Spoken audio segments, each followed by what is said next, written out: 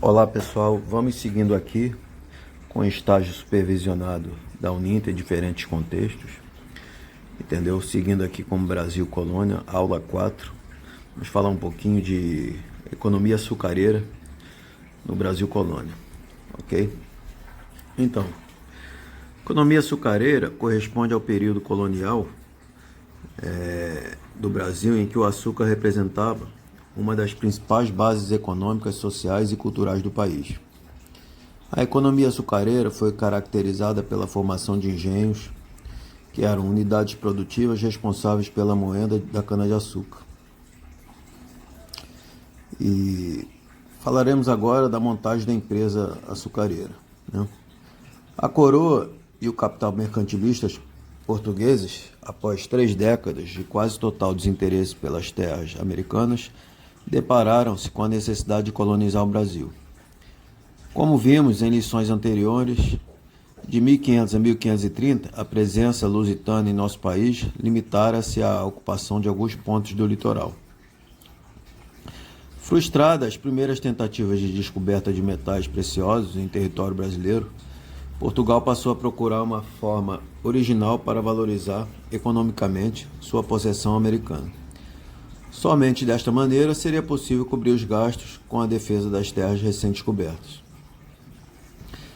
As medidas então tomadas pelo trono luso levaram ao início da exploração agrícola do solo brasileiro, acontecimento de extraordinária importância para a história das Américas. Deixando de ser objeto de mera empresa extrativa e expoliativa, idêntica à que na mesma época estava sendo levada a efeito na África e na Índia, o Novo Mundo passou a participar da economia produtora europeia, cuja tecnologia e capitais aqui foram aplicados para que se criassem um fluxo permanente de bens destinados aos mercados do Velho Mundo. A exploração econômica do território americano parecia, no início do século XVI, um empreendimento totalmente irrealizável. Nessa época, nenhum gênero agrícola conhecia ampla comercialização dentro da Europa. O principal produto da terra, o trigo, era abundante no interior do próprio continente, o que tornava sua importação desnecessária. Além disso, os fretes eram tão elevados e, em virtude dos riscos que envolviam transporte a longa distância, que somente os produtos manufaturados e as especiarias orientais podiam comportá-los. E mais, nenhum empresário europeu desconhecia os enormes custos de um empreendimento agrícola nas longínquas terras da América. Pressionados pela necessidade de colonização do Brasil, os portugueses foram os pioneiros na instalação de sistemas produtores agrários em território americano. Realmente, se seus esforços não tivessem sido coroados de êxito, a defesa das terras brasileiras ter-se-ia transformado em ônus extremamente pesado, e Portugal não teria perdurado como grande potência colonial no Novo Mundo. A colonização do Brasil, em seus momentos iniciais, consistiu basicamente na montagem de um sistema produtor de açúcar.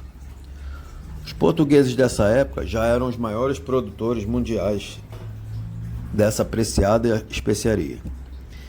Assim, aproveitando sua experiência açucareira nas Ilhas Atlânticas, Portugal implantou em nosso país uma solução semelhante, o que, além de propiciar a solução de inúmeros problemas técnicos relacionados com a produção de açúcar, fomentou o desenvolvimento em Portugal de uma indústria de equipamentos para os engenhos. Contudo, a maior vantagem do empreendimento açucareiro português ocorreu no campo comercial. Numa primeira fase, o açúcar lusitano entrou nos tradicionais canais de troca, controlados pelos mercadores das cidades italianas. Nas últimas décadas do século XV, porém, o produto sofreu sensível baixa de preço, indicando que as redes comerciais, dominadas pela burguesia da orla mediterrânea, não se ampliaram na medida requerida pela expansão da produção açucareira. Por outro lado, houve também, nesse período, uma crise de superprodução, pois dentro dos estreitos limites mercantis estabelecidos pelos negociantes da Península Itálica, o açúcar não podia ser absorvido senão em escala relativamente limitada. Mas, sem dúvida, a principal consequência da entrada da produção portuguesa no mercado foi a ruptura do monopólio de acesso às fontes de produção, mantido até então pelos venezianos. Assim, desde cedo, o açúcar lusitano passou também a ser encaminhado para Flandres. Em 1496, quando a coroa portuguesa, em função da baixa de preço, decidiu restringir a produção, quase metade desta já era enviada para os portos flamengos. Apesar da experiência colhida nas Ilhas Atlânticas e da crescente diversificação dos mercados receptores do açúcar português, a instalação de um sistema agrícola produtivo no Brasil tornou-se um problema de difícil resolução, uma vez que deveria ser superado uma série de obstáculos. Citamos então a saber a escolha de um produto adequado às condições ecológicas da América, a escolha de um gênero de fácil aceitação no mercado europeu, a resolução do problema da mão de obra, a resolução do problema do investimento inicial, a resolução do problema do transporte, a resolução do problema do aumento do mercado consumidor. Podemos, pois, facilmente constatar que somente o açúcar poderia superar a maioria desses obstáculos, uma vez que era o único produto que reunia as seguintes vantagens: era adequado à ecologia americana, seu consumo era tradicional na Europa, era capaz de atrair recursos externos para o investimento inicial, estava incorporado à experiência lusitana de comércio e produção, possibilitava, graças ao interesse europeu, o aumento da área de consumo. Falaremos agora da estrutura da agroindústria açucareira. A contribuição do capital mercantil holandês para a expansão do mercado açucareiro europeu no século XVI foi o fator fundamental para o êxito do processo de colonização do Brasil. Especializado no comércio intra-europeu, a maior parte da qual financiava o povo flamengo, era o único que possuía recursos e uma organização comercial suficientemente sofisticada para criar um mercado de grandes dimensões para o açúcar brasileiro.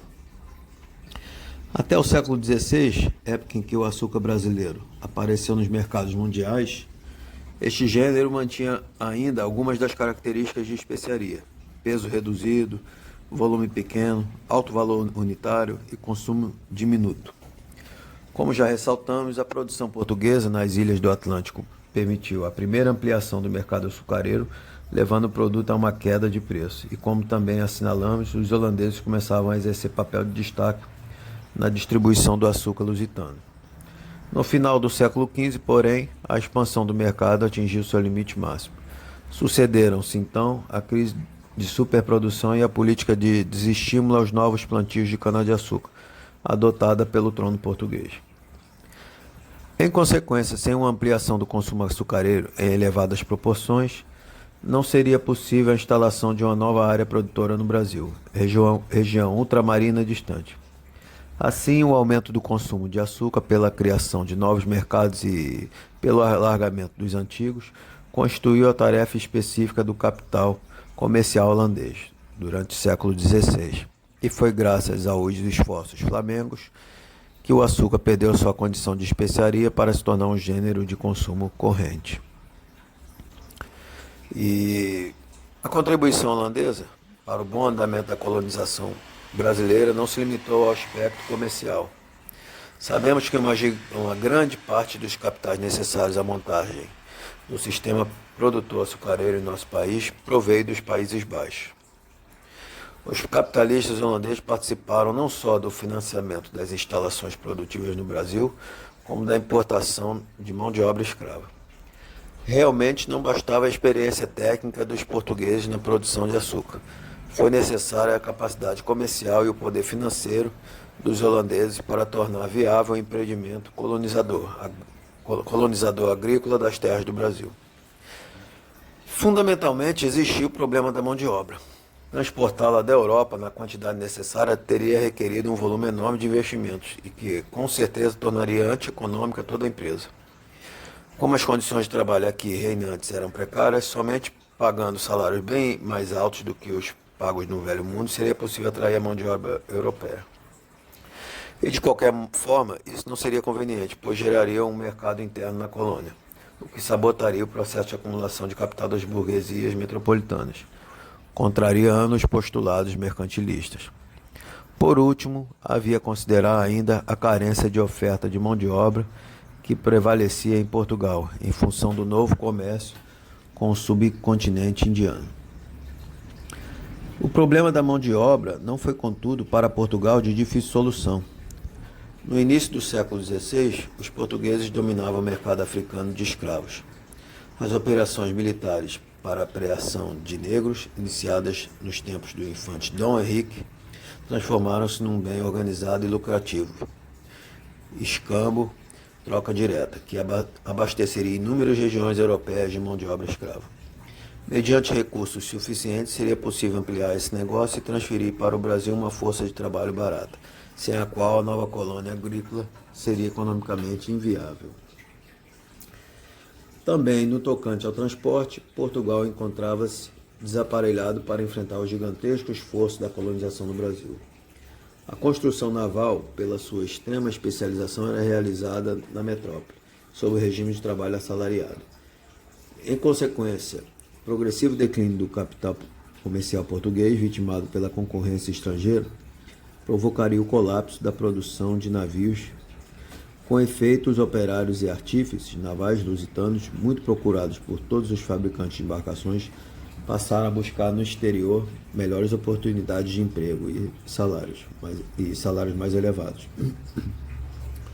Em Portugal também era clara a deficiência em material de navegação. As perdas em combate para a conquista ou manutenção de mercados orientais e as longas e difíceis viagens nas rotas de Levante desgastaram profundamente a marinha lusitana. Além disso, a cada dia mais faltavam peças e outros materiais de reposição, em consequência da evasão de capital português para as outras áreas europeias, notadamente a Holanda. Pouco a pouco, a distribuição de açúcar no mercado europeu foi passando às mãos de armadores holandeses. Simultaneamente, em Portugal, as frotas particulares eram substituídas por mistas, compostas de navios privados e embarcações oficiais. Em breve, a presença lusa no oceano limitou-se aos barcos pertencentes à coroa. Completando a decadência, a marinha holandesa passou a fazer quase com total exclusividade o transporte do açúcar entre as ilhas do Atlântico e a metrópole portuguesa. As rotas da América ao Velho Mundo exigiram um esforço no transporte muito maior do que as travessias das ilhas à Europa. A presença hegemônica dos flamengos na distribuição do açúcar português dos Açores e da Madeira marcou a progressiva transferência da primazia marítima de Portugal para a Holanda. Ainda mais grave que isso, representou também a progressiva drenagem do capital comercial luso para os Países Baixos. A colonização agrícola do Brasil somente foi viável graças à ajuda naval holandesa. O problema do transporte para a colônia americana foi resolvido pela associação de navios holandeses e barcos portugueses. Isso acelerou o processo de descapitalização de Portugal, pois a Holanda, além de distribuir o açúcar brasileiro, também o transportava, participando dessa maneira do lucro dos fretes. Cada um dos problemas referidos, técnica de produção, criação e ampliação de mercados, financiamento inicial, mão de obra e transporte, pode ser resolvido no tempo oportuno, independentemente da existência de um plano geral pré-estabelecido. O importante é que houve uma série de circunstâncias favoráveis sem as quais a colonização do Brasil não teria conhecido o enorme êxito que alcançou. Não resta dúvida que por trás de tudo estava o desejo e o empenho do trono português de conservar a parte das terras que lhe cabia na América, ao lado da sede de lucros imediatos da burguesia mercantil lusitana. No entanto, esses desejos e ambições só se transformariam em política atuante se contratasse uma base de apoio concreta. Caso a defesa dos novos territórios houvesse permanecido por muito tempo como uma carga financeira para Portugal, o interesse pelo Brasil tenderia a declinar. O êxito da grande empresa agrícola no século XVI constituiu, portanto, a razão de ser da continuidade da presença dos portugueses em uma grande extensão das terras americanas. Em Portugal, quando se apresentou o problema da colonização no Brasil, tratava-se de um grande conflito em torno da apropriação dos lucros da expansão ultramarina. Tratava-se de saber a quem caberiam as rendas geradas pela exploração do Oriente. No decorrer dessa luta, verificaram-se a derrota e a progressiva e acelerada decadência da burguesia mercantil, cujo papel fora decisivo no período da autonomia portuguesa e ainda mais na fase inicial das grandes navegações. Sem base política, o grupo mercantil foi sendo alijado da posição privilegiada que por muito tempo ocupara. O antigo afluxo de capital, de elementos humanos e de tecnologia para o reino foi substituído por um refluxo. Os recursos que até então eram aplicados em Portugal e que aí se estabeleceram numa terra de largas perspectivas começaram a se transferir para outras áreas, onde as possibilidades de desenvolvimento eram mais amplas. Foi nesse cenário de declínio e exaustão que se apresentou em Portugal o problema do investimento inicial para a colonização do Brasil. Quem realizaria as primeiras inversões de capital na agreste terra americana? Quer dizer, quem realizaria as primeiras inversões de capital na agreste terra americana? Essa pergunta foi feita. Não seria a camada mercantil, pois carecia de recursos para isso e não se interessava pela aplicação. A nobreza feudal? Também não, porque os poucos fidalgos economicamente realizados estavam inteiramente voltados para a exploração oriental. Surgiu assim o problema da origem classista dos primeiros colonizadores do Brasil. Hoje sabemos que esses pioneiros na ocupação e valorização econômica de nosso país eram de pequena nobreza, fidalgos com títulos pomposos, mas bolsos vazios.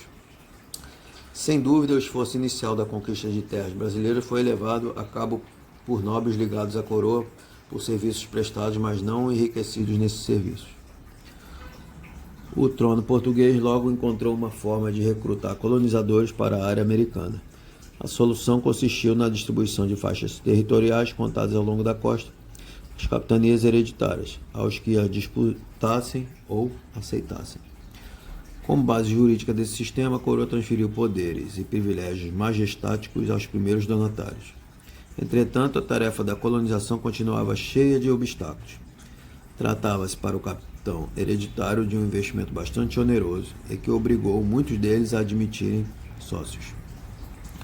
De fato, os donatários eram obrigados a fretar navios, recrutar auxiliares, enfrentar um severo período de carência, enquanto não houvesse produção estabelecida, e a satisfazer as exigências da coroa. Em troca, esta transferia direitos.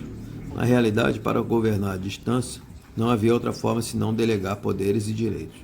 O importante, no entanto, é que o empreendimento das donatárias importava naquilo que a economia moderna define como investimento. Duas características da implantação do sistema de donatários merecem um estudo mais detalhado. Preliminarmente, era uma empresa difícil, onerosa e não sedutora, que exigia a mobilização de volumosos recursos.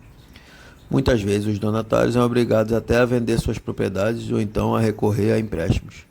Em segundo lugar, o período inicial da instalação do sistema colocava à prova os recursos amealhados pelos donatários.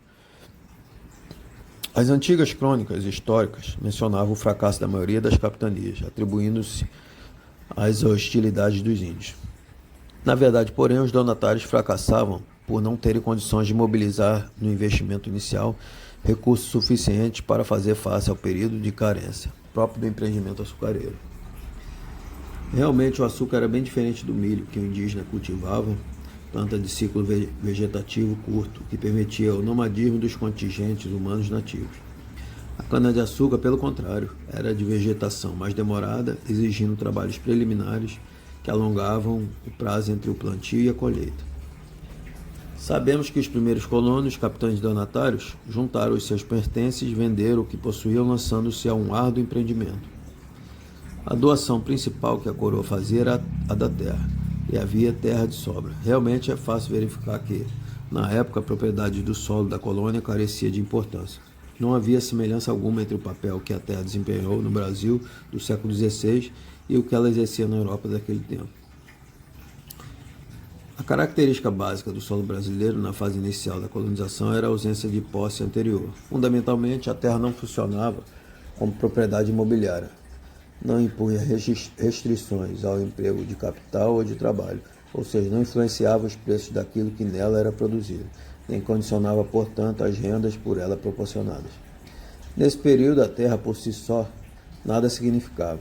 Só começaria a representar alguma coisa, a ter função, a partir do instante em que se tornasse objeto de trabalho humano. Em suma, o valor imobiliário da terra brasileira iria depender da instalação de um sistema colonial de produção. Ciente de que só a colonização garantia a posse política das terras brasileiras, a coroa lusitana tentou despertar o interesse do capital privado para a árdua empresa de conquista e valorização econômica de seu território americano. Aos contrários das Índias, onde já existiam sistemas produtivos e mercados prósperos, o Brasil, cujos habitantes viviam num estágio primitivo de civilização, nada oferecia às ambições imediatistas do mercantilismo português. E para tornar rentável o processo colonizatório de suas possessões na América, Portugal precisaria montar preliminarmente uma estrutura produtora de gêneros agrícolas, isto porque, em nosso país, a única forma possível de exploração econômica viria a ser o cultivo do solo. Por isso, o reino procurou, desde o início da colonização brasileira, uma orientação adequada à necessidade de aqui se implantar um núcleo civilizacional, baseado na produção agrária. Por exemplo, o rei investiu Martim Afonso de Souza em sua expedição pioneira em 1530, e pouco depois os donatários do direito de conceder sesmaria às pessoas interessadas em fazer lavoura. A doação de sesmarias não era uma forma genérica de transferência de terras, estava subordinada a uma estrita regulamentação jurídica. O sesmeiro tinha pleno direito de propriedade sobre seu lote, com algumas restrições, tais como os estancos, que eram os monopólios reais, e as servidões públicas de águas. Além disso, era obrigado a pagar os tributos devidos à ordem de Nosso Senhor Jesus Cristo, organismo encarregado da expansão marítimo-comercial portuguesa. As terras concedidas em sesmaria, segundo a livre vontade de seus proprietários, podiam ser alienadas ou transmitidas a herdeiros. O dono da sesmaria, no entanto, tinha a obrigação de aproveitá-la economicamente dentro de um prazo determinado. Esta disposição legal fazia parte das ordenações manuelinas. A violação deste estatuto acarretava a perda de propriedade e o pagamento de uma multa em dinheiro. A coroa não doava sesmarias indiscriminavelmente a todos os interessados na posse de terras. Na realidade, só se concediam sesmarias a quem pudesse cultivar, isto é, aos que comprovassem possuir os recursos necessários à tarefa de exploração econômica do solo. Ao se examinar a legislação portuguesa, que regulamentou a montagem da colonização do Brasil, verifica-se que seu significado básico não repousava na amplitude dos poderes delegados ou transferidos aos donatários ou aos colonos. Pode-se encontrá-la, ao contrário, na forma estabelecida para a implantação da propriedade privada no território da colônia, elemento gerador das primeiras diferenciações classistas em nosso país. A coroa só doava terras a quem tivesse recursos para cultivá-la. Só se outorgava o privilégio de montar engenhos a quem estivesse em condições financeiras de fazê-lo funcionar. Percebe-se assim, no início do progresso de colonização, uma clara tendência discriminatória que caracterizaria todo o empreendimento e determinaria o tipo de sociedade da zona açucareira, como, por exemplo, a necessidade de um investimento inicial impossibilitaria a participação da empresa colonizatória de cidadãos metropolitanos desprovidos de fortuna. A própria distribuição da terra obedeceu a um critério seletivo. Além disso, acentuando o caráter elitista da colonização, a montagem e a operação dos engenhos também se tornariam privilégios reservados a poucos reinóis. Esse conjunto de fatores contribuiu para que se formasse no Brasil uma sociedade aristocrática, na qual o valor do trabalho diminuiu em função da importância social que o direito de propriedade conferia aos poucos cidadãos que o possuíam. Portanto, no Brasil colônia não se levava em conta a origem de classe dos primeiros povoadores, e sim a posição de proprietários por eles ocupada. Ela os transformava em aristocratas, independentemente de sua procedência classista. As limitações impostas à capacidade de operar os engenhos revelam a tendência para a concentração de poder econômico que caracterizou o processo da colonização. Nesses momentos iniciais da história brasileira, a operação de uma unidade produtora açucareira dependia das seguintes condições: localização, qualidade do solo, prazo de carência, força de trabalho e beneficiamento. Então, pessoal, e continuando, as condições de localização dos engenhos exerceram considerável influência na montagem do sistema de exploração agrícola brasileiro. Entre duas sesmarias considerava-se mais valiosa aquela que estivesse próxima ou tivesse maior facilidade de acesso ao litoral. Frei Vicente do Salvador, no início do século XVII, dizia que os portugueses no Brasil arranhavam o litoral como caranguejos. Os colonizadores receavam afastar-se da orla litorânea devido à extrema precariedade das técnicas de transporte utilizadas na época. Estabelecer-se e operar perto do litoral nesse sistema econômico em que a produção se destinava exclusivamente aos mercados externos tornou-se imperativo. As terras próximas ao mar ou com fácil acesso a ele, por rios navegáveis, por exemplo, foram objeto de apropriação privilegiada desde os primórdios da colonização do Brasil. A qualidade do solo determinou outro nível de desigualdade nas concessões das sesmarias. Os canaviais nordestinos normalmente acompanhavam as várzeas férteis dos rios. Nas regiões onde predominava o massapê, tipo de solo adequado à lavoura que era o que era mais adequado à lavoura açucareira, o massapê. Para implantar a agricultura e transformar a cana em açúcar, os donatários viram-se obrigados a desmatar suas propriedades e a procurar água corrente e solo apropriado, a fim de garantir um bom rendimento nas safras. O prazo de carência que vigorava a partir do investimento inicial eliminou muitos concorrentes à empresa açucareira. Para os que conseguiam superar esse período, o empreendimento evoluía para uma situação de rotina. Nos primeiros anos, no entanto, enfrentavam obstáculos por vezes intransponíveis. As unidades produtoras de pequenas dimensões não tinham condições de se manter. Para tornar rentável a produção de gêneros agrícolas nessa área periférica do Brasil, era indispensável uma sólida e ampla organização. A possibilidade de se beneficiar a cana-de-açúcar acentuava a tendência discriminatória e elitista inerente ao sistema de colonização implantado na colônia. Mesmo que houvesse igualdade de condições entre os sesmeiros e que todos, superado o prazo de carência, se tornassem proprietários de canaviais em plena produção, logo surgiria a diferença entre os que mantinham apenas como agricultores e aqueles que a esta condição acrescentavam de senhores ou donos de engenho. Nos momentos iniciais da colonização, algumas pessoas se dedicaram apenas à agricultura. Seu trabalho praticamente terminava com a colheita, entregavam a cana paga em espécie aos senhores de engenho, que a transformavam em açúcar. A igualdade que existia entre ambos no plano social não subsistia, pois no plano econômico. Progressivamente, os simples plantadores que não possuíam engenho subordinaram-se aos senhores de engenho. Após lhe entregarem a safra, acabaram por lhe ceder a própria terra. Só se mantinha o sesmeiro que tivesse condições de dominar a unidade produtora de modo completo, isto é, que possuísse os canaviais e o engenho. Isto levou à concentração da propriedade, à aristocracia e ao desaparecimento dos plantadores independentes. Logo se definiram as linhas mestras da estrutura de produção açucareira, que era grandes propriedades, plantation, regime escravista de produção e modo de produção tipo colonial. A economia colonial que teve como origem jurídica o regime de concessão de sesmarias baseou-se na grande exploração agrária.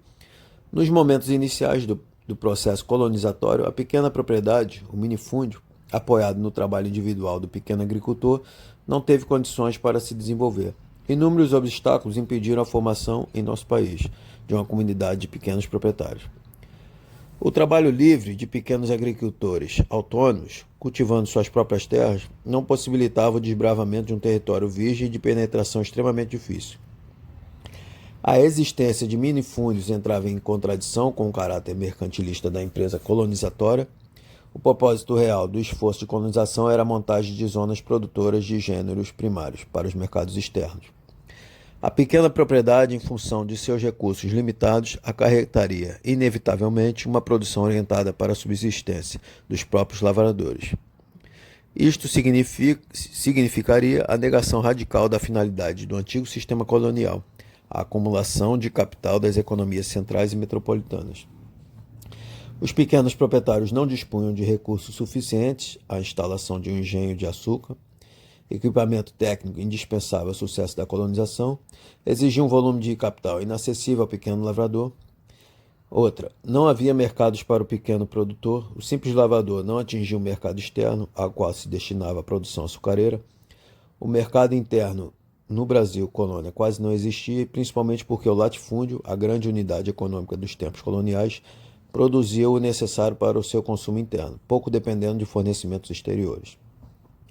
As tribos indígenas eram hostis, o latifúndio dispunha de recursos para formar um forte contingente de homens armados que o defendessem contra os ataques dos selvagens. A pequena propriedade, ao contrário, era presa fácil para os índios. O latifúndio sufocou o pequeno lavrador, que a pequena propriedade praticamente sucumbiu à guerra sem quartel, levada a efeito contra os pequenos produtores pelos latifundiários. Quando não atacados diretamente, os minifundiários eram vítimas de uma legislação opressora e discriminatória, totalmente favorável ao plantation. Diversos entraves legais impediam os lavradores independentes de se voltarem para tipos de produção ao alcance de seus diminutos recursos. Por exemplo, a fabricação de aguardente exigia apenas molinetes ou engenhos de baixo custo. Como tal produção desfalcasse os grandes engenhos da cana de que necessitavam as autoridades metropolitanas e coloniais, impediram e até proibiram a fabricação de pinga. Aos poucos, o latifundiário eliminou a pequena propriedade, tornou-se a base da colonização do Brasil. A plantation foi o único núcleo real da vida econômica da colônia. Praticamente inexistiu, pelo menos no primeiro século da ocupação e valorização do Brasil, qualquer tipo de produção urbana. A indústria e o comércio, atividades características das economias citadinas, dependiam da exploração do solo. Modestos mascates ambulantes que percorriam os latifúndios em busca de pouquíssimos fregueses efetuar as transações comerciais. As olarias, carpintarias, serrarias e outras produções do tipo industrial concentravam-se em escala reduzida nas próprias áreas das grandes fazendas. Os centros urbanos do Brasil, colônia, meros prolongamentos da vida rural, eram pequenas vilas. Seus habitantes quase sempre eram gente do campo que nela fixava a residência temporária. Ao empresar a instalação de uma zona produtora no Brasil, o mercantilismo conheceu uma nova fase de seu desenvolvimento. Nesse instante, o capital comercial assumiu uma dupla função, tornou-se produtor, conservando, entretanto, seu caráter original de controlador da circulação de mercadorias e capitais. O sentido mercantilista do empreendimento colonizatório definiria os aspectos essenciais do esquema produtor implantado na colônia. Na verdade, pode-se caracterizar a plantation como um modo de produção típico de áreas periféricas submetidas às normas do antigo sistema colonial. Pessoal, continuando aqui mais um pouco com o ciclo do açúcar, né? O ciclo do açúcar foi uma das principais bases econômicas, sociais e culturais no Brasil colonial, entre meados do século XVI e XVIII. Sua implementação ocorreu por meio da importação pelos portugueses do sistema de Sesmarias, responsável pela distribuição de terras para a produção agrícola na então colônia portuguesa. Esse processo foi fundamental para a ocupação territorial que, aos poucos, formou boa parte do que hoje representa a geografia atual do Brasil. Nesse período, formaram-se os engenhos, que eram as unidades produtivas responsáveis pela moenda da cana-de-açúcar, além de concentrar o exercício de outras atividades importantes para o período, como a produção da cachaça brasileira por intermédio dos alambiques, entre outras coisas. E falamos também que o açúcar comum é resultado de um processo de transformação que foi desenvolvido por volta do século XVI a.C. Por volta do século VI a.C., a partir da cana-de-açúcar. As cruzadas foram responsáveis pelo acesso dos povos europeus a essa iguaria, que passou a ser muito apreciada. Por volta do século XII, a então República de Veneza passou a dominar seu processo de produção e abastecer a Europa. O que podemos chamar de revolução do mercado açucareiro só ocorreu a partir das expansões marítimas europeias, por meio, sobretudo, do Oceano Atlântico, no contexto do mercantilismo. Pequenas ilhas passaram a comportar estruturas de produção açucareiras. Portugal passou a desenvolver a produção de açúcar em maior escala, a partir de meados do século XV, nos territórios da Ilha da Madeira, Açores e Cabo Verde. Portanto, antes dessa produção chegar às colônias nas Américas, por volta do século XVI, os portugueses já dominavam as técnicas de produção do açúcar, inclusive com a implementação da mão de obra escrava. Após o estabelecimento dos portugueses em 1500 na terra em que seria chamada de Brasil, a produção do açúcar não foi implementada a princípio não foi implementada. Até 1530 consolidou-se o que ficou conhecido como o ciclo do pau-brasil, no qual a madeira que concede o nome ao ciclo era o principal produto comercializado entre a colônia e a metrópole. Foi somente a partir da expedição colonizadora designada pelo Império Português a Martim Afonso de Souza entre 1530 a 1532 que a produção do açúcar passou a desenvolver no Brasil, tornando-se depois a base da economia colonial até o século XVIII e caracterizando o que ficou conhecido como ciclo do açúcar. Perguntamos aqui, por que foram instalados os engenhos? Com a expansão marítima e a descoberta de novos territórios nas Américas pelos espanhóis e portugueses, outras nações como França, Holanda e Inglaterra despertaram o interesse em promover suas próprias conquistas e participarem ativamente de todo o comércio decorrente disso. Essa nova configuração ditou o desenvolvimento econômico e político dos principais países europeus entre os séculos XV e XVIII, dentro do contexto do que ficou conhecido como mercantilismo. O conjunto de práticas econômicas adotado pelas nações europeias entre o século XV e o século XVIII. Nesse sentido, Portugal começou a sentir seu império ultramarino ameaçado, sobretudo pela França e pela Holanda, que entre os séculos XVI e XVII chegaram a invadir as terras brasileiras e se estabelecerem, mesmo que momentaneamente, projetos de colonização. Para conter essas ameaças, por volta de 1530, a coroa portuguesa decidiu enviar uma campanha oficial para o Brasil, com o objetivo principal de mapear e demarcar o seu território e estabelecer uma administração colonial. O território, nesse momento, não possuía a mesma expansão territorial nos dias de hoje, mas mesmo assim representava sérios desafios administrativos para a metrópole, sobretudo no que se dizia respeito à sua defesa. Em 1532, Martim Afonso de Souza desembarcou no Brasil e em 1534 houve a tentativa de implementar um sistema que já existia na Ilha da Madeira, as capitanias hereditárias. Martim Afonso, que se tornou donatário da capitania de São Vicente, que é a atual São Paulo, iniciou em suas terras o cultivo da cana-de-açúcar por meio de mudas que teria trazido em viagem e implementou um dos primeiros engenhos de açúcar do período colonial, sendo uma das principais referências na difusão desse sistema agroindustrial. O primeiro engenho que se tem registro em terras brasileiras é datado de 1516, no litoral da província de Pernambuco, pelo administrador colonial Pepo Capico. Porém, foi a partir da década de 1530 que o engenho foi implementado de fato na colônia, sobretudo em São Vicente, Pernambuco, como forma de sistematização de um processo de produção açucareira de caráter extensivo e também de povoamento das regiões recém-descobertas.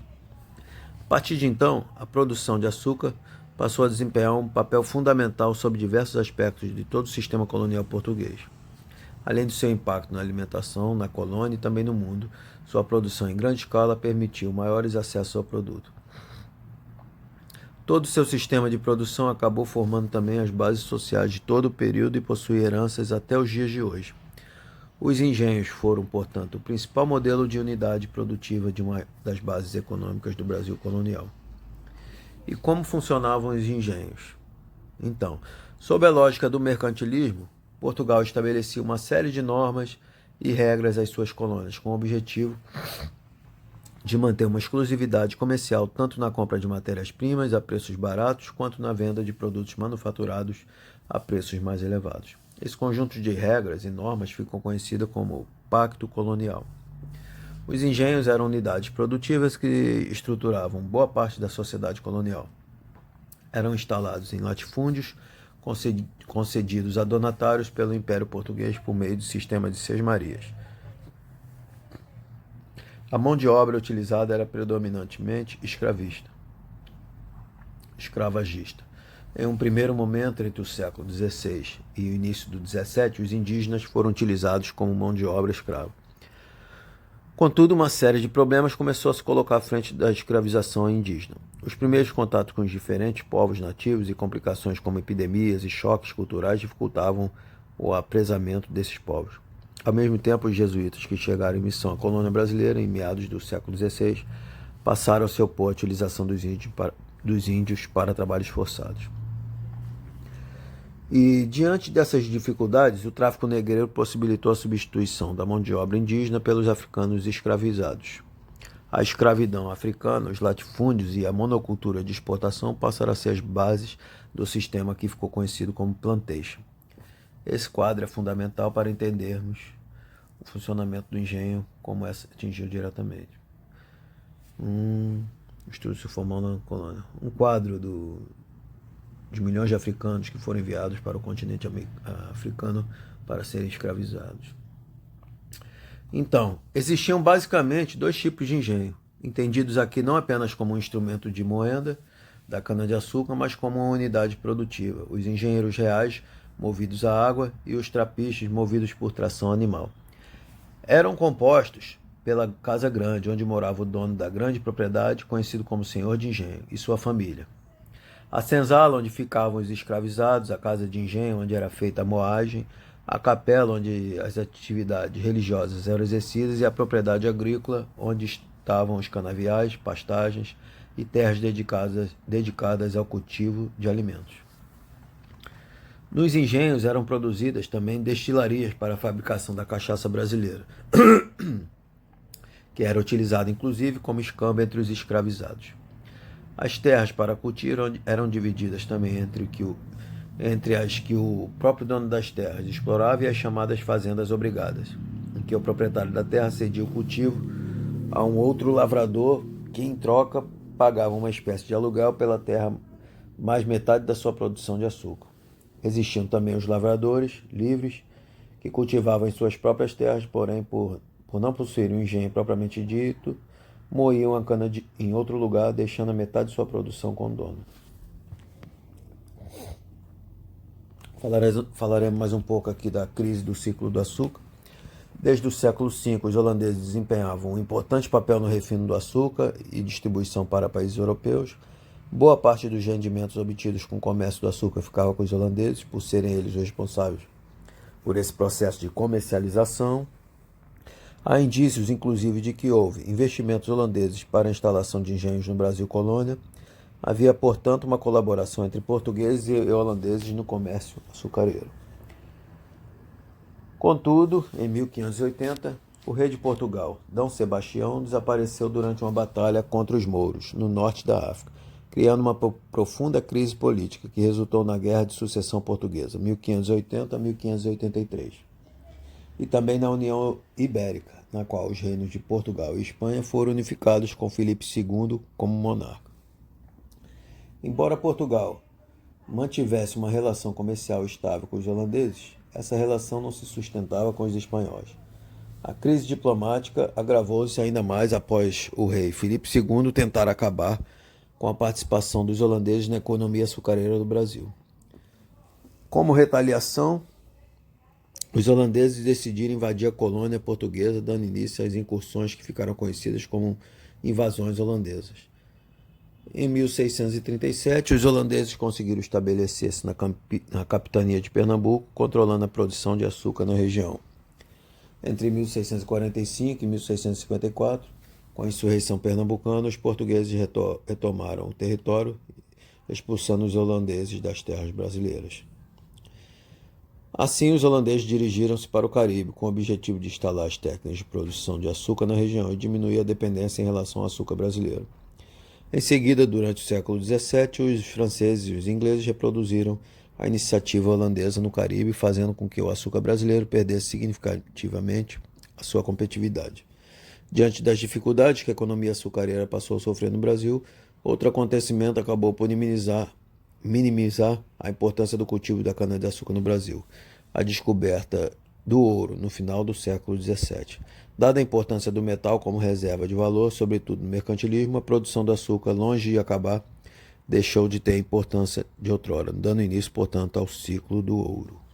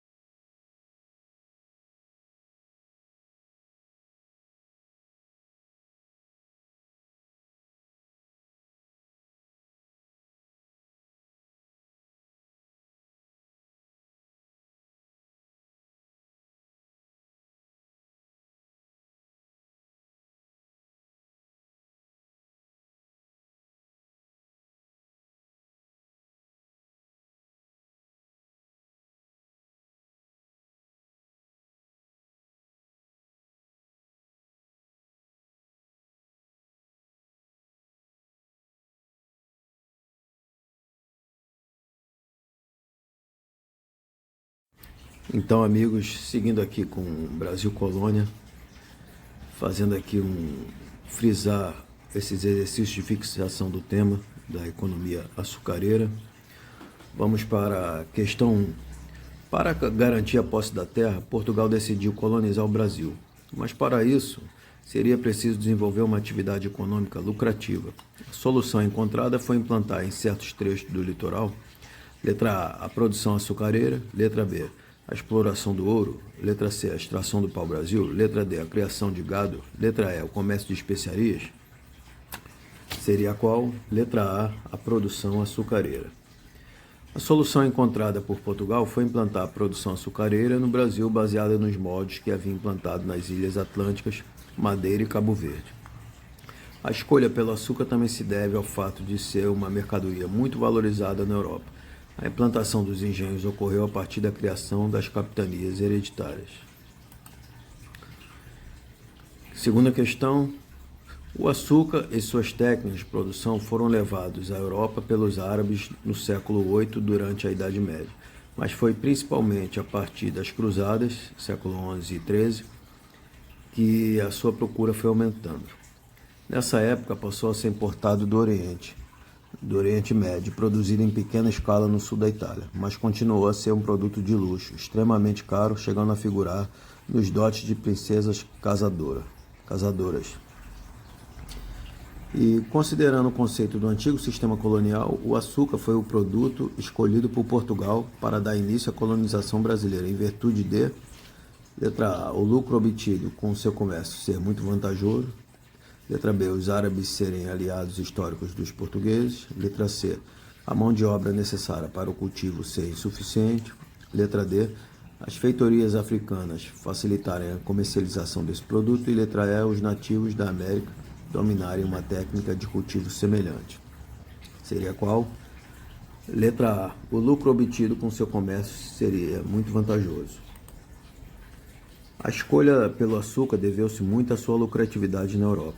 Além disso, o alto lucro do negócio fazia com que muitos portugueses dedicassem todas as suas terras para cultivar o máximo de cana-de-açúcar possível, mesmo com as recomendações da coroa de que fossem produzidos itens de subsistência. O ganho era tão grande que foi a principal atividade econômica da colônia até o início do século XVIII. Vamos para a questão 3. O país que atuava como parceiro econômico de Portugal na produção do açúcar, por meio de financiamento dos engenhos, refinamento do açúcar e distribuição da mercadoria pela Europa foi: letra A, Holanda, letra B, Espanha, letra C, França, letra D, Índia, letra E, Cabo Verde. Resposta certa, letra A, Holanda. A participação da Holanda na produção de açúcar foi muito grande, pois os banqueiros holandeses financiaram a construção de inúmeros engenhos por meio de empréstimos e, além disso, a Holanda realizou o refinamento do açúcar produzido por Portugal e garantiu a distribuição da mercadoria pela Europa. Vamos para a questão 4. Qual era a estrutura básica da produção de açúcar implantada por Portugal no Brasil? Letra A, policultura, trabalho assalariado e grande propriedade. Letra B, monocultura, trabalho escravo e pequena propriedade familiar. Letra C, monocultura, trabalho assalariado e pequena propriedade familiar. Letra D, monocultura, trabalho escravo e grande propriedade. Letra E, policultura, trabalho escravo e grande propriedade. Seria qual? Letra D, monocultura, trabalho escravo e grande propriedade. A estrutura básica da produção de açúcar no Brasil era baseada na monocultura, ou seja, na produção exclusiva de um item agrícola. O trabalho na produção do açúcar foi sobretudo realizado por escravos de origem africana, que eram obtidos pelo tráfico negreiro. Além disso, a estrutura de produção baseava-se também na grande propriedade. Essa forma de produzir também é chamada pelos historiadores de plantation.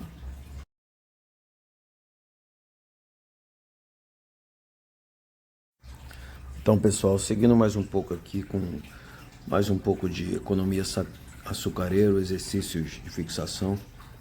Então, vamos lá, mais umas questões. Questão 1, economia açucareira. A economia colonial teve início seguindo o modelo usado na Ilha da Madeira: cultivo de cana-de-açúcar, construção de engenhos e uso de mão de obra escrava. Começava assim a rendosa empresa de caça ao indígena e com ela o tráfico de negros da terra, termo utilizado para diferenciá-los dos negros africanos, então chamados de negros da Guiné, que aliás começaram a chegar em profusão a partir de 1550, a fim de abastecer os núcleos de colonização. De acordo com o texto anterior, assinale a alternativa correta. Letra A. O trabalhador indígena não se adaptou ao trabalho nos engenhos de cana-de-açúcar. Letra B. A experiência portuguesa na África foi fundamental para a instalação dos engenhos no Brasil. Letra C. No primeiro século da colonização, o sistema de feitorias predominou em toda a costa litorânea brasileira. Letra D. As diferentes nações indígenas ficaram mais sujeitas à ação de catequese dos jesuítas do que as africanas. Qual seria a certa? A certa seria letra B. A experiência portuguesa na África foi fundamental para a instalação dos engenhos no Brasil. Segunda questão. Economia açucareira. Além do solo de massapê do Nordeste brasileiro, quais outros fatores foram responsáveis pelo sucesso da produção canavieira? Além do solo de massapê no Nordeste brasileiro, quais outros fatores foram responsáveis pelo sucesso da produção canavieira? Vamos lá. Podemos falar que foi a participação holandesa por meio de financiamento, transporte, refino e distribuição do produto na Europa. Terceira questão. Quais constituíram os importantes fatores para o sucesso da lavoura canavieira no início da colonização no Brasil? Letra A. O domínio espanhol que possibilitou o crescimento do mercado consumidor interno. Letra B. O predomínio da mão de obra livre com técnicas avançadas. Letra C. O financiamento, o transporte e a refinação nas mãos da Holanda e a produção a cargo de Portugal. Letra D. A expulsão dos holandeses, que trouxe a imediata recuperação dos mercados e a ascensão econômica dos senhores de engenho. Ou letra E. A estrutura fundiária baseada na pequena propriedade voltada para o consumo interno. Qual seria a certa? Letra C. O financiamento, o transporte e a refinação nas mãos da Holanda e a produção a cargo de Portugal. Quarta questão. A empresa de plantação teve nítido cunho capitalista dentro do capitalismo mercantil e politicamente orientado do século XVI português. Considerando esse trecho citado, levando em conta a economia canavieira praticada no Brasil colonial, é correto afirmar que essa apresentava como característica típica, letra A pequena propriedade, monocultora e a produção voltada para o mercado externo. Letra B, o latifúndio monocultor voltado para o abastecimento interno. Letra C, o latifúndio monocultor cuja produção se destinava ao mercado externo. Letra D, a pequena propriedade que trabalhava com mão de obra escrava e cuja produção abastecia o mercado interno. Ou letra E, o livre cambismo e a produção voltada para o mercado externo. Qual seria a certa? Letra C, o latifúndio monocultor cuja produção se destinava ao mercado externo. Quinta questão. Foram características marcantes do processo de colonização do Brasil no período colonial. Letra A, trabalho livre, produção comercializada com outras colônias, pequenas e médias propriedades. Letra B, trabalho livre, cultura de subsistência, pequena propriedade e produção para o consumo interno. Letra C, mão de obra compulsória, produção manufatureira comercializada com metrópole e latifúndio. Letra D, mão de obra escrava, produção para o mercado externo, grande propriedade e monocultura. Letra certa, letra D, mão de obra escrava, produção para o mercado externo, grande propriedade e monocultura. Sexta questão. O senhor de engenho é título a que muitos aspiram porque traz consigo o ser servido, obedecido e respeitado de muitos. O comentário de Antônio, escrito no século XVIII, pode ser considerado característico da sociedade colonial porque: letra A, condição de proprietário de terras e de homens garantia a predominância dos senhores de engenho na sociedade colonial. Letra B, a autoridade dos senhores restringia seus escravos, não se impondo às comunidades vizinhas e outros proprietários menores. Letra C, as dificuldades de adaptação às áreas coloniais levaram os europeus a organizar uma sociedade com mínima diferenciação e forte solidariedade entre seus segmentos. Letra D, as atividades dos senhores de engenho não se limitavam à agroindústria, pois controlavam o comércio de exportação, o tráfico negreiro e a economia de abastecimento. Letra E, o poder político dos senhores de engenho era assegurado pela metrópole através de sua designação para os mais altos cargos da administração colonial. Então, a letra certa qual seria? Letra A, a condição de proprietário de terras e de homens. A condição de proprietários de terras e de homens garantia a preponderância dos senhores de engenho na sociedade colonial, por ele ser proprietário das terras e de homens. Garantia a preponderância dos senhores de engenho na sociedade colonial. Questão 7. Economia açucareira. Em 1711, Antonil, em sua obra Cultura e Opulência do Brasil, afirmava que os escravos eram as mãos e os pés dos senhores de engenho, porque sem eles no Brasil não é possível conservar, aumentar a fazenda nem ter engenho corrente. Sobre o trabalho e a resistência do negro, a escravidão assinale a alternativa correta. Letra A, os escravos negros constituíam a minoria nos canaviais, já que índios e trabalhadores livres eram responsáveis pelas plantations açucareiras. Letra B, o engenho tinha no escravo negro a base de toda a produção, qualquer reação era punida violentamente. As fugas, os quilombos e a prática de suicídio eram evidências da resistência dos negros à escravidão. O negro só foi utilizado como mão de obra para a economia açucareira, não participando da mineração ou da criação de gado que usaram prioritariamente trabalhadores livres. Letra D, a escravidão no Brasil se revestiu de grande tolerância, mestiçagem e grandes oportunidades de ascensão social para o negro após a abolição. E letra E, o negro era submisso, resignado, não reagia à escravidão, ao contrário dos indígenas. O tráfico negreiro não tinha importância para a economia da metrópole. Qual seria a certa? Letra B, o engenho tinha no escravo negro a base de toda a produção. Qualquer reação era punida violentamente. As fugas, os quilombos e a prática de suicídio eram evidências da resistência dos negros à escravidão. Questão 8. Economia açucareira. Uma das bases do conjunto de práticas mercantilistas era a criação do chamado antigo sistema colonial. Assinale a única das características a seguir que não corresponde a esse sistema. Letra A. Produção colonial com caráter complementar metropolitano. Letra B. Colônia servindo como mercado consumidor para os produtos metropolitanos.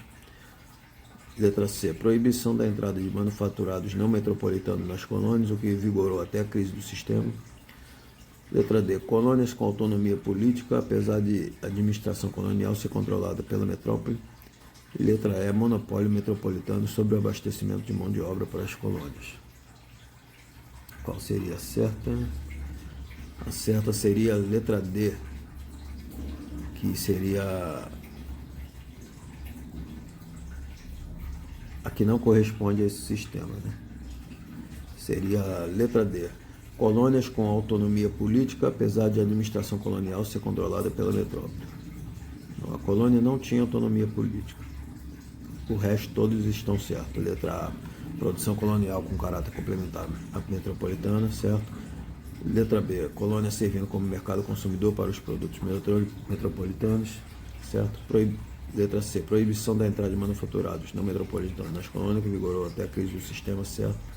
O monopólio, letra E. Monopólio metropolitano sobre o abastecimento de mão de obras para as colônias, certo?